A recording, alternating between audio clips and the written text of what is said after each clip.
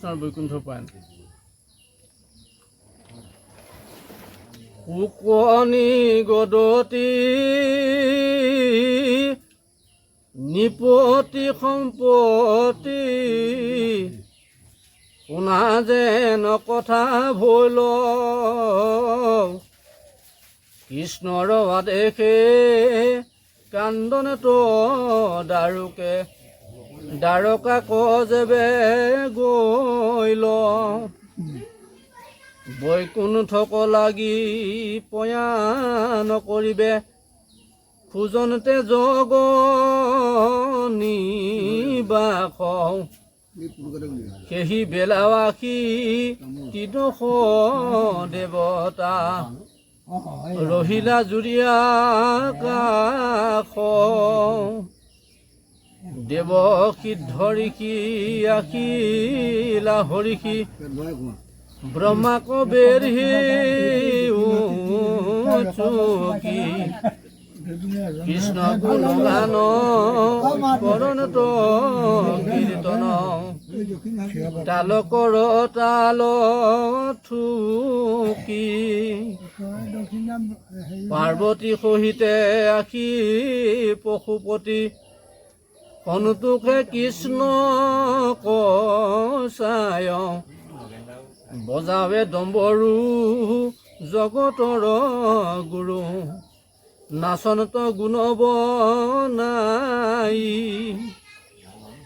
ইন্দ্ৰ চন্দ্ৰ ৰবি কুবেৰ বৰুণ অনুজত দিক পাল গাৱে গুণ গীত কটু কৰো নৃত্য বাৱ দিব জনত তাল দুন্দভি মৃদংগ ৰংগে বিদ্যা ধৰে বাৱে আকাশত চানি চাই এক দৃষ্টি কৰো পুষ্প দৃষ্টি বুলক তুস্তুতি বাণী জয় কৃষ্ণ বুলি নাচে হাত তুলি আনন্দে আকুল ভাব আজি দেৱ হৰি পৃথিৱীক এৰি আশীবা আমাৰ ঠাব এতিয়া পৰীক্ষিতৰ প্ৰশ্নত শুকে ক'লে যে যেতিয়া শ্ৰীকৃষ্ণ বৈকুণ্ঠ পায়ন হ'ল প্ৰথমে কোনে বাৰ্তাটো মানে দিলেগৈ তাত গৈ পেলাই শুক নিগদতি নিপতি সম্প্ৰতি শুনা যেন কথা ভৈল কৃষ্ণৰ আদেশে কান্দন্ত দাৰুকে দ্বাৰকাক জেবে গৈল প্ৰথমে দাৰুক গৈছে দেই কৃষ্ণৰ সাৰথি দাৰুক ক'লে যে তুমি এতিয়া যোৱাগৈ মোক ইয়াতে এৰি থৈ যোৱা মই ইয়াৰ পৰা ঘূৰি নাযাওঁ আৰু তুমি মোক বাৰ্তাটো দিবাগৈ দ্বাৰকাক কৃষ্ণৰ আদেশে কান্দন্ত দাৰুকে দ্বাৰকাক জেবে গৈল কান্দি কান্দি দাৰুক গৈ পেলাই দ্বাৰকা পাইছেগৈ বৈকুণ্ঠক লাগি পয়ন কৰিবে খোজন্তে জগ নিবাস সেহি বেলা আখি ত্ৰিদশ দেৱতা ৰহিলা জুৰি আকাশ আৰু যেতিয়া কৃষ্ণ বৈকুণ্ঠ পায়নৰ সময় আহিলে ত্ৰিদশ মানে ৩৩ কোটি দেৱতা সম হৰ ব্ৰহ্মাকে প্ৰমুখ কৰি সকলোখিনিয়ে মানে আকাশ মাৰ্গত আহি স্থিতি হৈছে যে আমাৰ কাষলৈকে আহা দেৱ সিদ্ধ ঋষি আখিলা হৰিষি ব্ৰহ্মাক বেহি উৎসুকি কৃষ্ণ গুণ গান কৰন্ত কীৰ্তন তালকৰ তালত থুকি গন্ধৰ্ব কীৰ্ণৰ যিমানখিনি দেৱ দেৱগণ আছিলে সকলোৱে মানে গীত নৃত্য কৰিছে যে আমাৰ স্থানলৈকে কিবা কৃষ্ণ যেনিবা আহিবই বা সেইকাৰণে তেওঁলোকে অতি আশাৰে বাট চাই পেলাই নৃত্য কৰিছে পাৰ্বতীৰ সহিতে আশীও পশুপতি পাৰ্বতীৰ সহিতে পশুপতিও আহিলে পশুপতি মানে শিৱ শংকৰৰ কথা কৈছে সন্তোষে কৃষ্ণক চাই অতি আনন্দিত হৈ পেলাই আহিলে বজাৱে ডম্বৰু জগতৰ গুৰু নাচন্ত গুণ বনাই আৰু ডম্বৰু বজাই বজাই তেওঁ কৃষ্ণ বৈকুণ্ঠ পায়ন হ'ব বুলি আশাৰে তেওঁ বাট চাই পেলাই আমাৰ স্থানলৈকে কিবা আহিব ৰুদ্ৰৰ স্থানলৈকে কিবা জানো আহিব পাৰে বুলি তেওঁ আনন্দত ডম্বৰু বজাইছে আৰু নৃত্য কৰিছে ইন্দ্ৰ চন্দ্ৰ ৰবি কুবেৰ বৰুণ অনুজত দিক পাল গাঁৱে গুণগীত কটুকৰৈ নৃত্য বাৱৈ দিব যন্ত্ৰ তাল আৰু ইন্দ্ৰকে প্ৰমুখ কৰি চন্দ্ৰ ৰবি কুবেৰ বৰুণকে ধৰি সকলো দিকপাল গুণেও কৃষ্ণৰ কীৰ্তন কৰি পেলাই অতি আশাৰে বাট চাই আছে দুন্দুবি মৃদংগ ৰংগে বিদ্যা ধৰে বাৱৈ আকাশত চানি চাই একদৃষ্টি কৰৈ পুষ্প বৃষ্টি বোলৈ কত স্তুতি মানে আৰু সকলোৱে পুষ্পৰ বৃষ্টি কৰিছে জয় কৃষ্ণ বুলি নাচে হাত তুলি আনন্দে আকুল ভাৱ আজি দেৱহৰি পৃথিৱীকো এৰি আশীবা আমাৰ ঠাই আজি ঈশ্বৰে বৈকুণ্ঠ প্ৰাণ কৰিব অতে আমাৰ স্থানলৈ আহিব সকলোৱে নিজৰ আশা ৰাখি পেলাই জয় কৃষ্ণ বুলি ঘোষি আছে ইয়াৰ পিছত কি কৈছে এ ৰাম পৰম ভকতি হৃদয়ে হৰিষি গগন মনোদলে থাকি কৃষ্ণৰ মাথাত দিব পাৰি জাত পুষ্প বৰিশিলা ঢাকি ব্ৰহ্মাৰু দৈন্দ চন্দ আদি কৰি যত মহাদি কপাল আশা মূৰথান নাথ নাৰায়ণ কৰন্ত সবে কোহাল অন্যনে কৰি সবে বুলনত আশীবা মোৰে ঠাই আকাশৰ পৰা কৰণত কাতৰ কৃষ্ণৰ ভীতিক চাই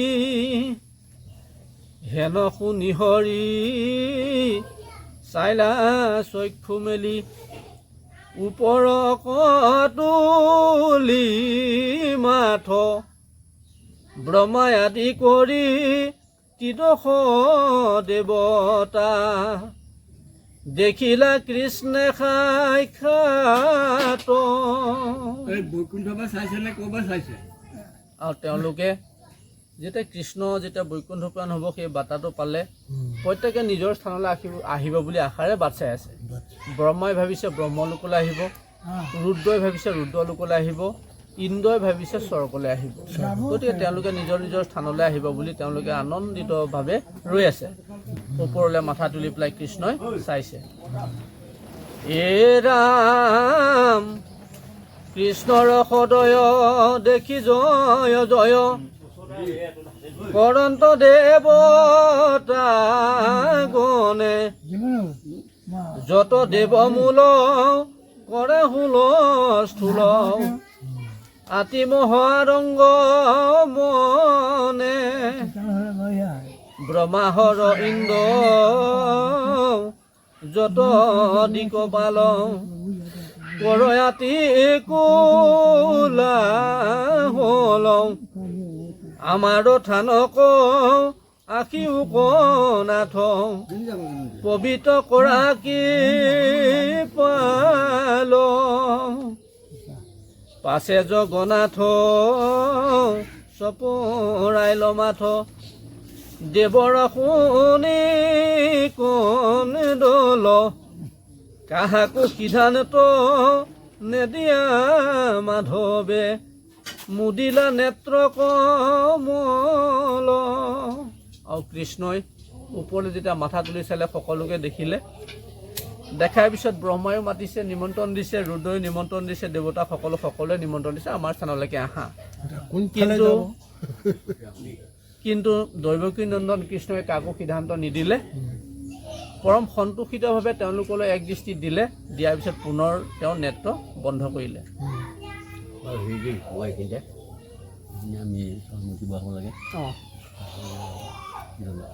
কৃষ্ণ কৃষ্ণ হৰি হে ৰাম দেৱতা খবক বনশিবা লাগি এ ধৰিলা মিছা ধিয়ান যতে ক মাতনত নেতনত কাহাকো কৃষ্ণে একো সমিধান মঠ ধৰি হৰি বসি আৱাচনত হুয়াৱাতি এনে খবদ বৈকুণ্ঠৰ পৰা আইল আগবাঢ়ি যত মুখ্য পাৰি সদ। আৰু কৃষ্ণই মিছা এটা ধ্যান ধৰি তেওঁলোকক দেখুৱাইছে যে তেওঁলোকৰ কথা শুনি সিদ্ধান্ত দিব নোৱাৰা ঈশ্বৰ আছে বৰ্তমান, যে তেওঁলোকৰ কথাত এতিয়া সিদ্ধান্ত দিব নোৱাৰে। গতিকে তেওঁ এটা মিছা ধ্যান ধৰি তেওঁলোক দুই নেত্ৰ বন্ধ কৰি ৰৈছে। তেনেকুৱাতে বৈকুণ্ঠৰ পৰা পাৰিষদ বৰ্গ আহি পাইছেহি। মুখ্য মুখ্য পাৰিষদ যিসকল তেওঁলোক আহি পেলাই সেই স্থানত উপস্থিত হৈছেহি। ৰাম মহাবাদ্যে ভন্দে চানিছতে দণ্ডে কৃষ্ণৰ মহিমা গাৱে ৰৈ কোলাহল তাল কৰ তাল নানা দিব জনত বাৱে বজাই আহি আছে। নাচৈ চতুৰ্ভুজ পজা তৈৰ পৰা ধবল চামৰ ধুলে সকলে গগন মণ্ডল ঢাকিলে কৃষ্ণৰ কীৰ্তন ৰুলে। আৰু সেই পাৰিষদ বৰ্গই মহা মহা বাদ্য বজাই, তেওঁলোকৰ বাদ্য যিসকল বাদ্য বজাই কোলাহল কৰি একদম তাল কৰতাল বজাই আহি আছে।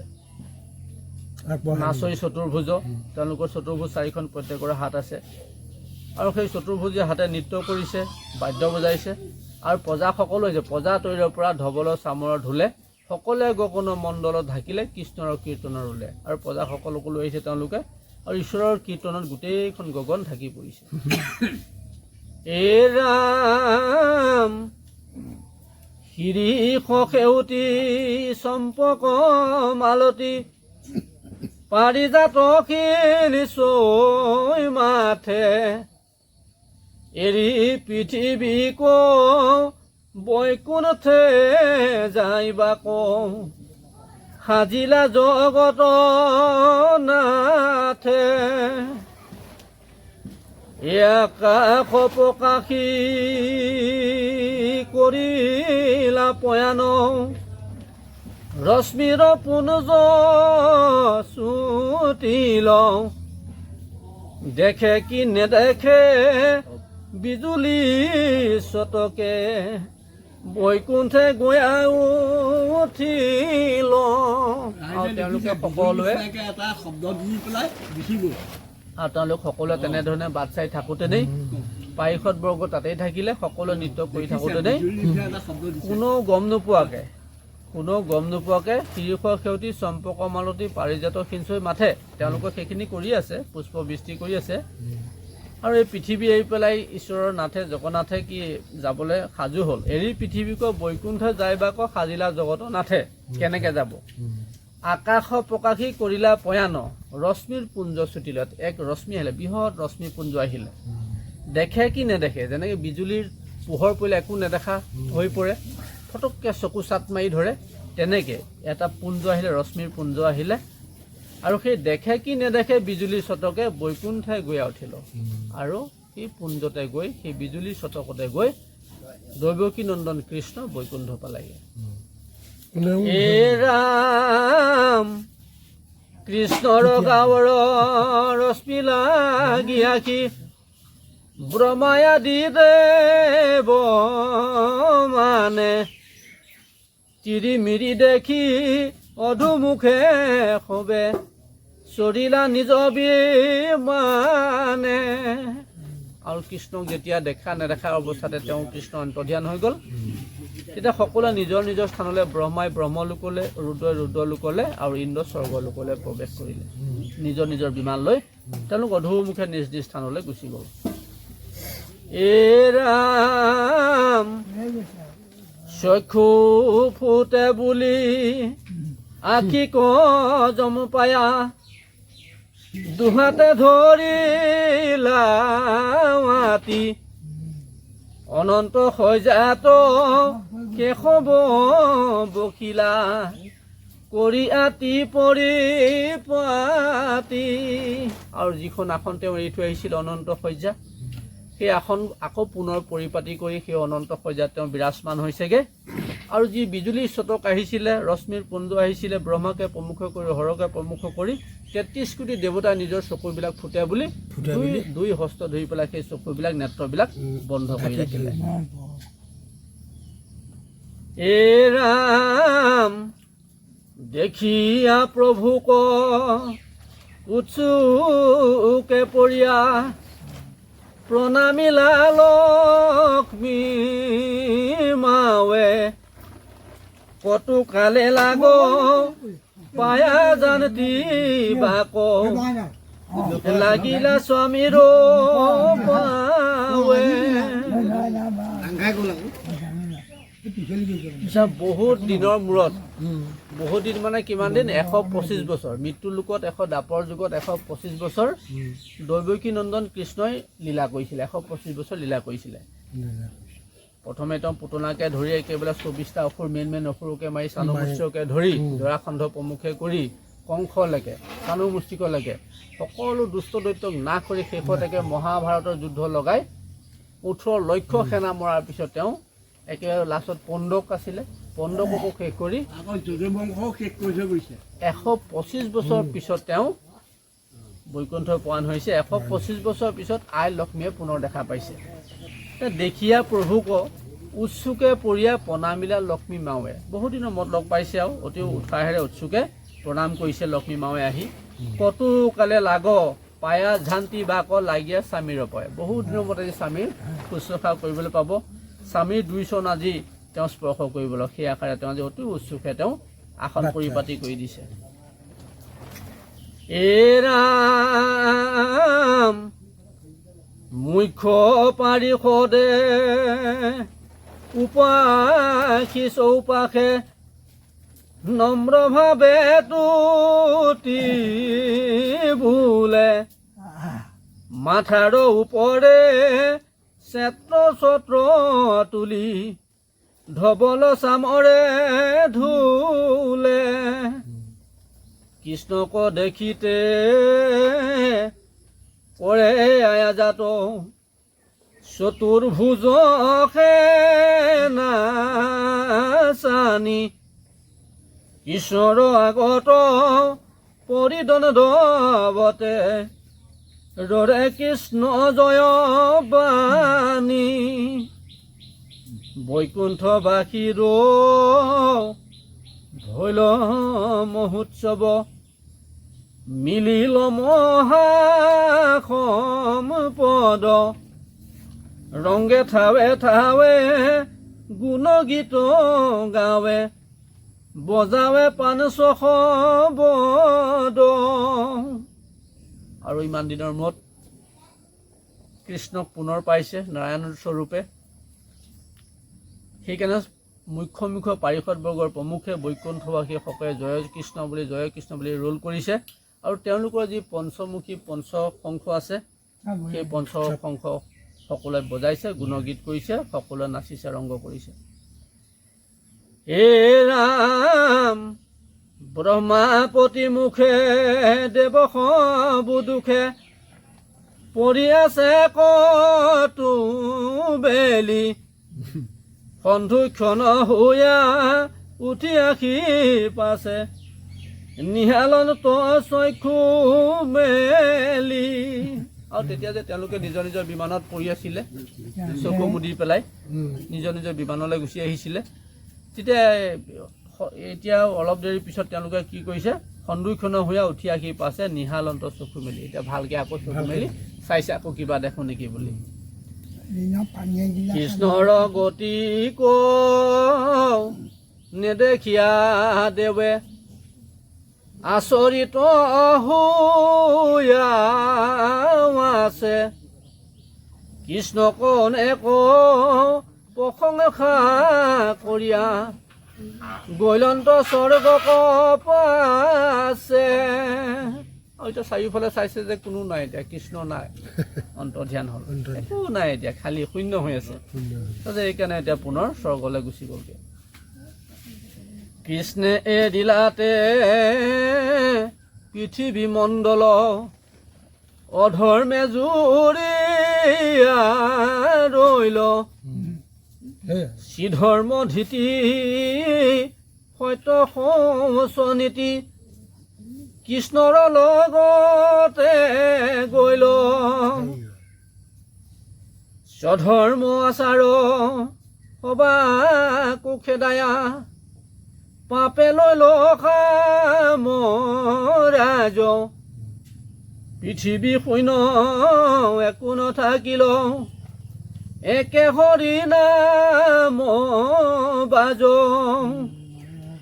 আৰু কৃষ্ণ চব লৈ গ'ল। বৈকুণ্ঠ প্ৰাণ হোৱাৰ লগে লগে শক্তিবিলাকো লৈ গ'ল চব নিলে কিমান বল আছে ইয়াত এতিয়া একো নাই পাকে নাই এতিয়া এখন সিয়েহে ভংগীমা মানুহটো থাকিব এই খেতিৰ সমাজবোৰ খেলি মেলি বৈকুণ্ঠ হ'লে কৃষ্ণ যোৱাৰ পিছত মানুহৰ শক্তি মন নাই। খেলি মেলি হেৰি একো নাই যুধিষ্ঠিৰে চব কৃষ্ণৰ লগতে এতিয়া কলিৰ ৰাজত্ব তেতিয়া সুধিব কি যাবলৈ এতিয়া কলিৰ ৰাজত্ব কলি কৰ্ম বেছি হ'ল। সেই অস্ত্ৰ সেই ধেনু সেই ধনঞ্জয় কুলিয়ে যিমানে কৰ্ম কৰক নোৱাৰিছে নোৱাৰিলেও নোৱাৰিছে তেওঁক যে চন্দাই থৈ গুচি গ'ল সেইকাৰণে বৰ নহ'লে তেওঁ কুলিয়ে যদি প্ৰতি মুহূৰ্ততে আছে বাল্য বৃদ্ধ চবৰ লগতে আছে তেওঁ আহিছে যদি কুলি কৰ্ম কৰিবলৈ আহে এ তেওঁ ভগৱানে নিজে কৈ থৈ গ'ল নহয়। ভাগৱত গাইছে কোনোবা চব মোৰ লগতে আহিলে বুলি তেওঁ গুচি যায় চব লগতে গুচি গ'ল কৃষ্ণই চব লৈ গ'ল নাই সকলোখিনি নিয়া নাই এটা থৈ গৈছে শক্তিবিলাক নিছে তাৰমানে শক্তিবোৰ নিলে। যিটো থৈ গৈছে সেইটোৱে কামত দিয়ে তাৰমানে সেইটো। কলিৰ মলমতি মনুষ্য হয়নে মলমতি মনুষ্য অতি চমু আয়ুস চুটি আয়ুস একেবাৰে চুটি 60 বছৰ 80 বছৰ 120 বছৰ গতিকে এই চমু এটা বয়স পাই পেলাই মলমতি মনুষ্যই কি কৰিব তেওঁলোকৰ মায়াৰ পৰাই মুক্ত হ'ব নোৱাৰে গতিকে এটা একেবাৰে সহজ পন্থা এটা দিছে কি বুলি ক'লে কৃষ্ণে এৰিলাতে কৃষ্ণই এৰি দিয়াৰ পিছতে পৃথিৱী মণ্ডল এই গোটেই পৃথিৱী মণ্ডলখন অধৰ্মে জুৰিয়া আৰু অধৰ্মে বিৰাজমান হৈ পৰিলে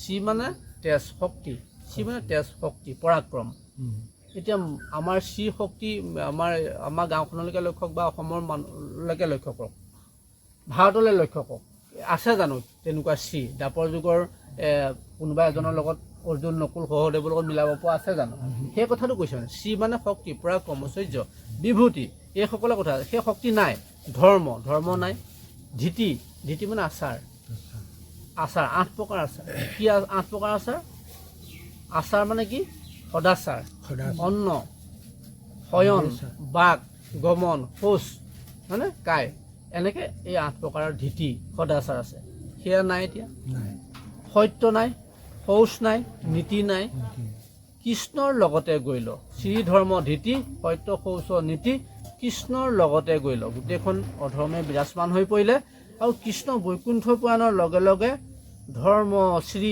ধীতি সত্য শৌচ নীতি কৃষ্ণৰ লগতে গুচি গ'ল স্বধৰ্ম আচাৰ সবাকো খেদায়া পাপে লৈ লৈ সামৰাজ স্বধৰ্ম মানে কি বাৰু স্বধৰ্ম মানে দাপৰৰ ধৰ্ম কি আছিলে পূজা কৰা সেই পূজাটো লৈ গ'ল লগত স্বধৰ্ম হয়নে স্বধৰ্ম আচাৰ তাৰমানে দাপৰ যুগৰ এটা ধৰ্ম আছিলে স্বধৰ্ম আছিলে কি আছিলে দাপৰ যুগৰ স্বধৰ্ম আছিলে পূজা কৰা সত্য যুগৰ ধ্যান কৰা ত্ৰেতা যুগৰ যজ্ঞ কৰা এইটো আছিলে যুগৰ অনুসৰি স্বধৰ্ম দেই প্ৰত্যেক যুগ অনুসৰি স্বধৰ্ম আছে গতিকে সেইটো দাপৰৰ যিটো পূজা কৰাৰ ধৰ্ম স্বধৰ্ম সেইটো তেওঁ লগতে গুচি গ'ল স্বধৰ্ম আচাৰ সবাকো খেদায়া সকলো শেষ কৰি পেলালে পাপে লৈ ল সামৰাজ পাপে সাম্ৰাজ্য ল'লে পৃথিৱীত শূন্য একো নাথাকিল পৃথিৱীত শূন্য হৈ পৰিলে একো নাথাকিলে দাপৰৰ শেষত বৈকুণ্ঠ পুৰাণ হোৱাৰ লগে লগে কি থাকিলে একে হৰি নাম হৰি নামৰ বাজে আৰু একো নাথাকিলে গতিকে যিটো আছে আমি সেইটো ল'ব লাগিব আমি নথকা বস্তু এটা ল'ব পাৰিম জানো সেইটোৱে হৰি নাম এতিয়া যেন বস্ত্ৰ নিয়ে পূবে উৰুৱাই সেই বস্ত্ৰ খেদিলে জানো পশ্চিমে পায় বস্ত্ৰ এখন পূবলৈ উৰুৱাই লৈ গ'ল বতাহ মানে যুগটোৰ কথা কৈছোঁ বতাহ মানে কি যুগ দাপৰ যুগৰ বতাহ হেদাই হৈ গ'ল কৃষ্ণ বৈকুণ্ঠ পুৰাণ হোৱাৰ লগে এতিয়া কলি যুগৰ বতাহ আহিলে কলি যুগৰ বতাহে কাপোৰ এখন লৈ গ'ল পূব দিশলৈ যেনে বস্ত্ৰ নিয়ে পূবে উৰুৱাই পশ্চিমে খেদিলে জানো সেই বস্ত্ৰ পায় আমি পশ্চিম ফালে যিমান দৌৰি থাকোঁ পামগৈ জানো আমাৰ আয়ুস শেষ হৈ যাব পামনে বস্ত্ৰখন নাপাওঁ আমি পূবলৈকে যাব লাগিব পূবলৈ যেতিয়া উৰাই গৈছোঁ পূবলৈ যাব লাগিব পূবলৈ কি গৈছে একে হৰিনামো বাজে হৰিনাম গৈছে কেৱল বাকী চব লগতে গুচি গ'ল গতিকে আমি কেৱল হৰিনামক সাৰ কৰিব লাগে সেই কথা কৈছে আৰু ইয়াত ধৰ্ম নীতি এইখিনি নাই চব শেষ হৈ গ'ল বুলি কৈছে আমাৰ এতিয়া আমি প্ৰথমে আমি যদি আমি এই স্থানত বা হেৰিয়ালৈ আহোঁ আমি সৰ্বপ্ৰথম আমি নিজক পৰিষ্কাৰ কৰাটো একেবাৰে খুব প্ৰয়োজন কথা আমি নিজক সদায় শুদ্ধ কৰিবলৈ চেষ্টা কৰাটো দৰকাৰ মোৰ কথা কৈছোঁ চবৰ কথা কৈছোঁ যেনিবা দেই আমি এই আসনৰ লাইনৰ পৰা কৈছোঁ নিজৰ নিজৰ এতিয়া প্ৰতিষ্ঠান আমাৰ নীতি নিয়ম খোজ সদাচাৰ এইখিনিয়ে কি কৰে বাৰু ভক্তি মাৰ্গত আমাক সহায় কৰে মন পবিত্ৰ কৰে বেলেগ একো নাই আমাৰ মন পবিত্ৰ হ'লে এটা সুস্থ মনত সুস্থ চিন্তা আহে অসুস্থ মন এটাত অসুস্থ চিন্তা আহিব সেইকাৰণে আমি সুস্থ মন এটা পাবলৈ হ'লে কি কৰিব লাগিব আমি নীতিত থাকিব লাগিব ৰাতিপুৱা গা ধুব লাগিব গা নোধোৱাকৈ যদি 12 বজালৈকে থাকোঁ আমাৰ মনটো ভাল লাগে জানো আৰু ভাল মন এটা হ'লে ভাল কথা আহিব জানো যেতিয়া আমাৰ ভাল মন এটা আহিব তেতিয়া আমাৰ ভাল কথা ওলাব বৰ ধুনীয়া হৈছে দেই আহক আহক নমস্কাৰ হয়নে আৰু যদি আমি ভাল মন নাথাকে আপুনি আঁতৰ হওক বুলি আপুনি আঁতৰ হওক যোৱা ধৰ মাৰ কাট মাতিবলৈও টান পাব টান পাব সেইটোৱে কৈছোঁ সেইটোকে ধৰ মাৰ কাট আমাৰ যেতিয়া মনটো ভাল নাথাকিব আমাৰ জিভাদি কি বেকত হ'ব ধৰ মাৰ কাট আৰু যেতিয়া মন পবিত্ৰ হ'ব আমাৰ জিভাদি কি ওলাব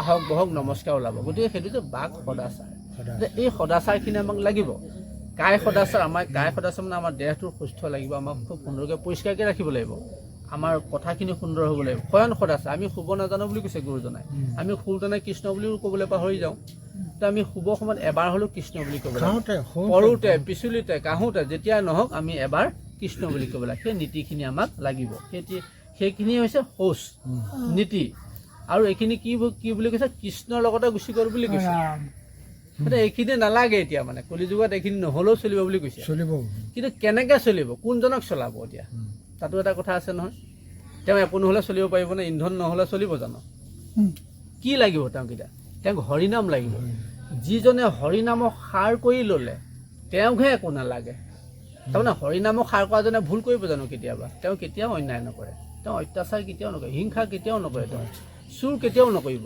গতিকে তেওঁ পৰ অন্যায় কাম কেতিয়াও নকৰে সেইকাৰণে কৈছে আমি যিটো ল'ব লাগে সেইটোকে লৈ ল'ব লাগিব হৰিনাম ল'ব লাগিব আৰু যেতিয়ালৈকে আমি হৰিনামক সাৰ কৰিব নোৱাৰিম এই বাকী ক্ৰীড়াসমূহে আমাক পীড়া কৰি থাকিব সেই কথা কৈছে এ ৰাম তেতিক্ষণে যেন চন ভৈল ভূমি শূন্য ভৈল দিশ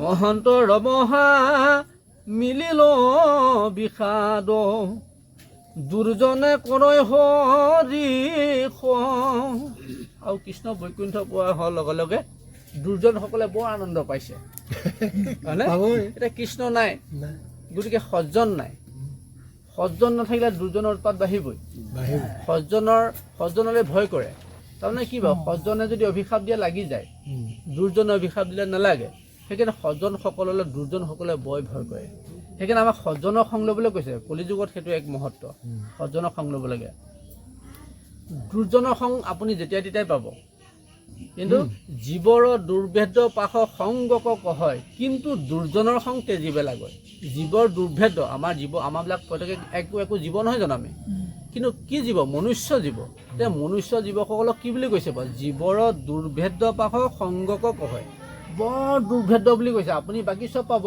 সৎসং এজন নাপায় মানে সাধু এজন নাপায় সজ্জন এজন নাপায় দুৰ্জন ঢেৰ পাব গতিকে এইটো বৰ দুৰ্ভেদ্য বুলি কৈছে আৰু যদি কেনেবাকৈ পায় চাব দেই জীৱৰ দুৰ্ভেদ্য পাশ সংগক কহয় কিন্তু দুৰ্জনৰ সং তেজিবে লাগে দুৰ্জনৰ সং এৰিব লাগিব সেই সংগ নিতে যদি কৰয় সাধুত মুখ্যৰ দুৱাৰ তেবে হয় মুকুত তাৰমানে আমি যদি সদায় সাধু সংগত কৃষ্ণৰ কথা কৃষ্ণৰ লীলাসমূহ গুণ বৰ্ণনা কৰি থাকোঁ সেই সাধু সংগত থাকিলে আমাৰ কি মুখ্যৰ দুৱাৰ ধৰ্ম অৰ্থ কাম মুখ্য এই চাৰি মুখ্য আমাৰ হাততে মিলিব আৰু মুকুতিও মিলিব গতিকে আমি সদায় সৎসংগ লোৱাৰ চেষ্টা কৰিব লাগে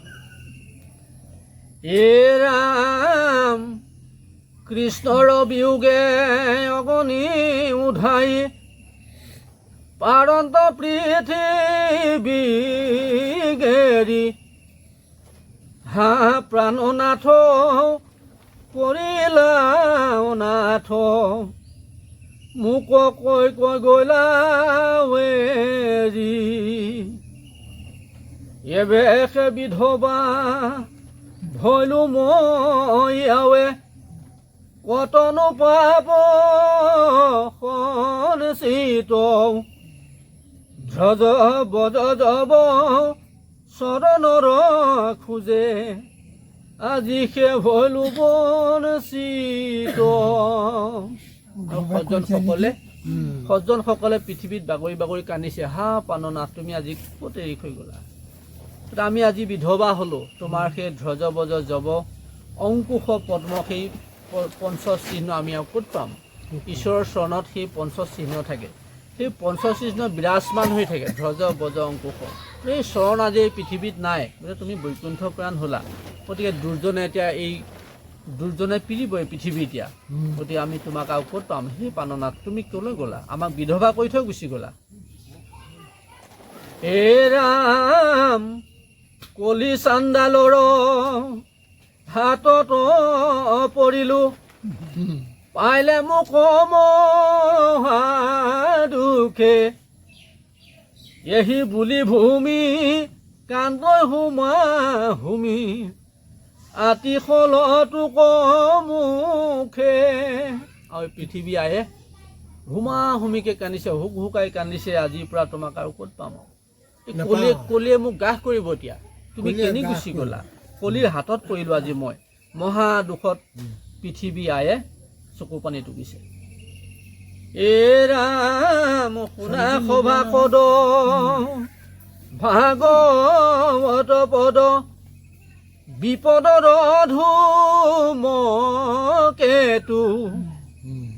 কলিৰ পাতে ক ঘাটে ক হিকে সংসাৰ সাগৰে সেতু ঘূৰ কলিকাল আত নাহি ভাল অধৰ্মে জুৰিল ৰাজ দিনে দিনে লোক ভৈল মলমতি আৰু আন চিনিতা কাজ গুচিল আচাৰ কৌশ সত্য ধৰ্ম একাকাৰ অভৈল লোক মনে গুণি দেখা নিচিৰতে নাথাকা যাবেলা গৈ পৰলোক। গতিকে এতিয়াও কলিকাল পালেহি, গতিকে এই কলিকালৰ পৰা একমাত্ৰ বাচিবৰ যদি আমাৰ ইচ্ছা আছে তেতিয়া আমি ভাগৱতৰ আশ্ৰয় ল'ব লাগিব। ধূমকেতুৰ পৰা বাচিবলৈ হ'লে আমি ভাগৱতৰ আশ্ৰয় ল'ব লাগিব। আৰু আমাৰ দিনে দিনে আমাৰ মনবিলাক মলমতি হৈ আহিছে, কলিৰ গ্ৰাসে ধৰিছে, আমাৰ নীতি সদাচাৰ আমাৰ হৰণ কৰিছে। আমি সেইকাৰণে ভাগৱতৰ আশ্ৰয় ল'ব লাগে। বিভিন্ন ঠাইত মানে বিন্ধি আছে চব ফালত। সন্তকজনকো বিন্ধিবলৈ গৈছে, সন্তকজনকো বিন্ধিছে। এজনক ঘূৰিলে নাযায়, যাব নোৱাৰে, তেওঁ গৈছে, গৈছে কিন্তু নোৱাৰে।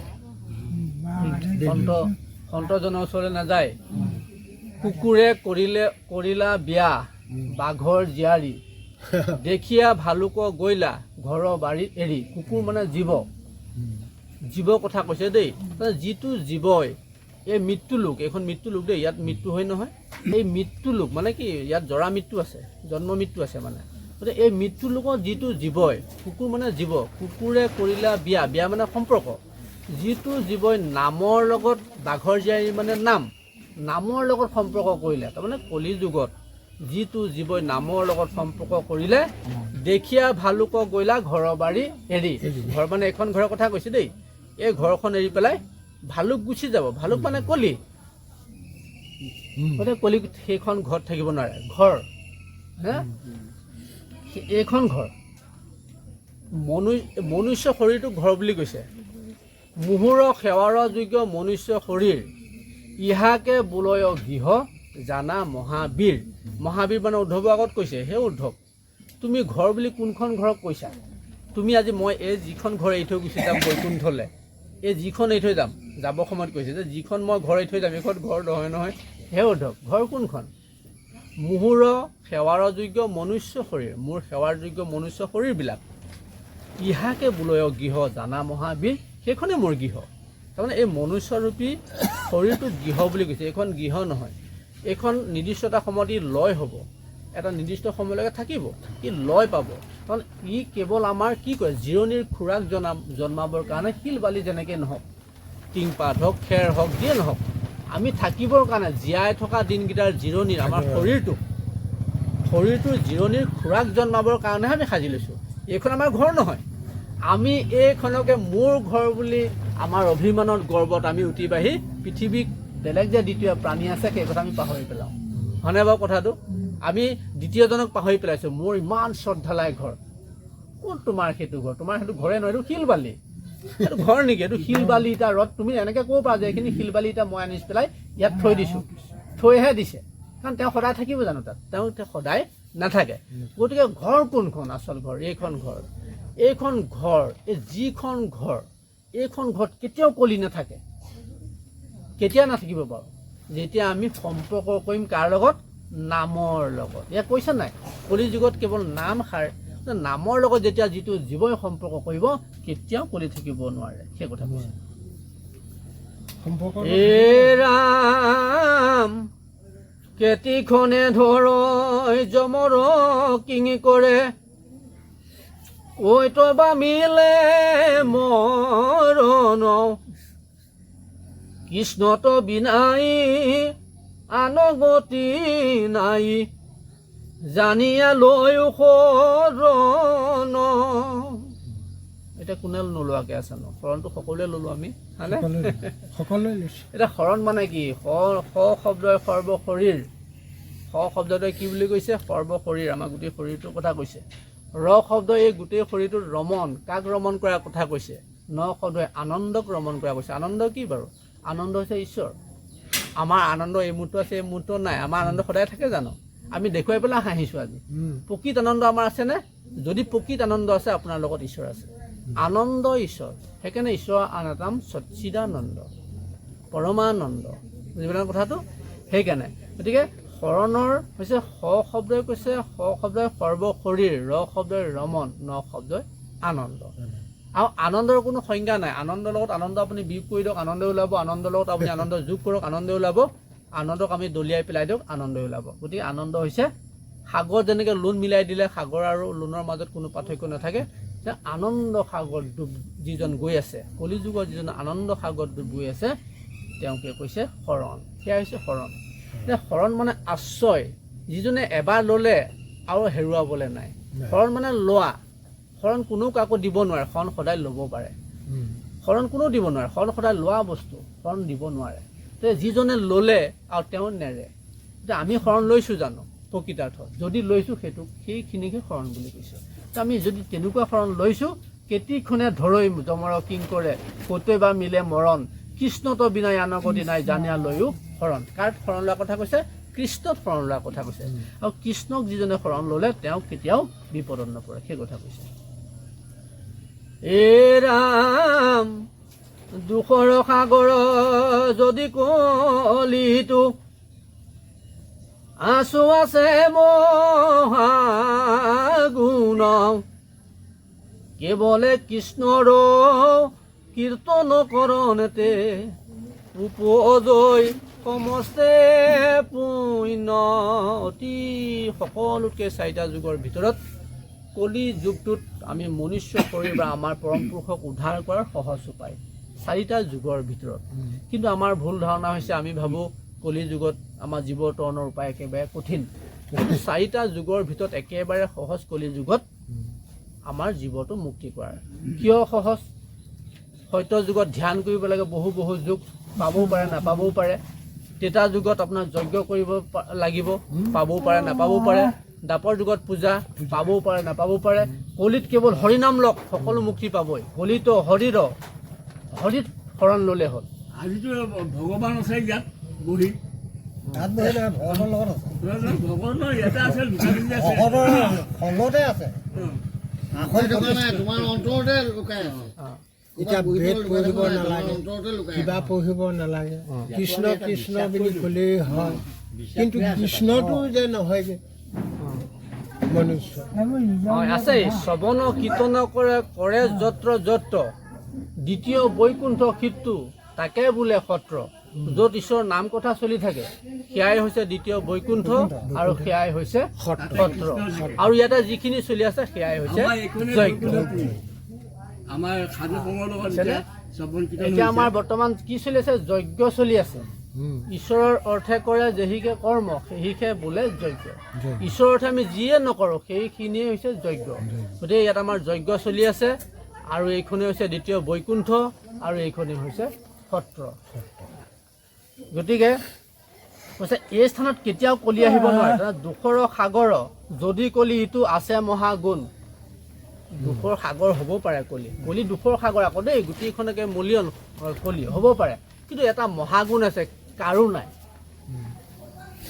সত্য যুগতো নাছিলে ইমান মহাগুণ তেতাতো নাই দাপৰতো নাই কিন্তু কলিত এটা মহাগুণ আছে কলিৰ কি মহাগুণ বাৰু যে আছে মহাগুণ দুখৰ সাগৰ যদি কলি ইটো যদিও দুখৰ সাগৰ এই কলি তথাপিও এটা মহাগুণ আছে কি কেৱলে কৃষ্ণৰ কীৰ্তন কৰোঁতে উপজয় সমস্ত পূৰ্ণ কেৱল কৃষ্ণৰ কীৰ্তন কৰিলে কলি যুগত পাৰ পায় গতিকে মহাগুণ আছে গতিকে কিন্তু বেলেগ যুগত নাই আকৌ বেলেগ যুগত কৃষ্ণৰ কীৰ্তন কৰিলেও ধ্যানটো কৰিব লাগিব তেতা যুগত যজ্ঞ কৰিলেও ঈশ্বৰৰ নাম ল'বই লাগিব দাপৰত পূজা কৰিলেও ঈশ্বৰৰ নাম ল'ব ডাবুল কিন্তু কলি যুগত কেৱল নাম ল'লে হ'ল ক'লে এটা এ ৰাম সুখে বসী ৰংগে ভকতৰ সংগে কৃষ্ণক কৰায়ালাপ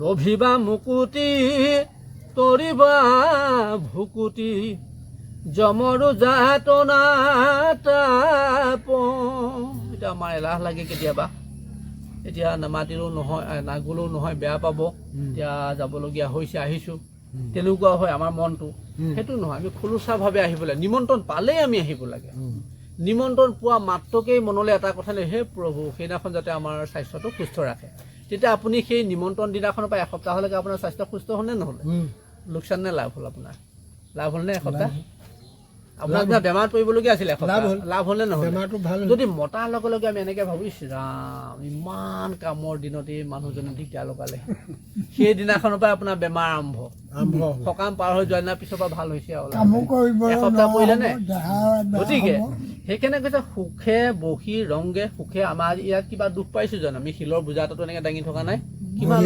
লঘু হয়নে নহয় বহুত লঘু হৰিনাম ভকতৰ সংগে কৃষ্ণক কৰা আলাপ কৃষ্ণৰ কথা আমি আজি ইয়াত আলাপ কৰি আছোঁ গতিকে আলাপ কৰা লভিবা মুকুতি মুক্তি লভিবাই একদম 100% গেৰাণ্টি দি কৈছে তৰিবা ভুকুতি যমৰো যাতনা তাপ যমৰ যাতনাৰ পৰা তুমি ৰেহাই পালা সুখ পালা মুকুতি লাভ কৰিলা আৰু কি লাগে গতিকে ভকতৰ সংগ ল'ব লাগে আৰু আমাৰ অধ্যায় পৰিছে নহ'লে লাখতি এ ৰাম হৈছে কৃষ্ণৰ কিং কৰে ৰচিলা খং কৰে কৃষ্ণ নলৈবা পাখন দমতি ৰাম ৰাম এৰায়ান কাম বোলা ৰাম ৰাম বৈকুণ্ঠে যাইবা ক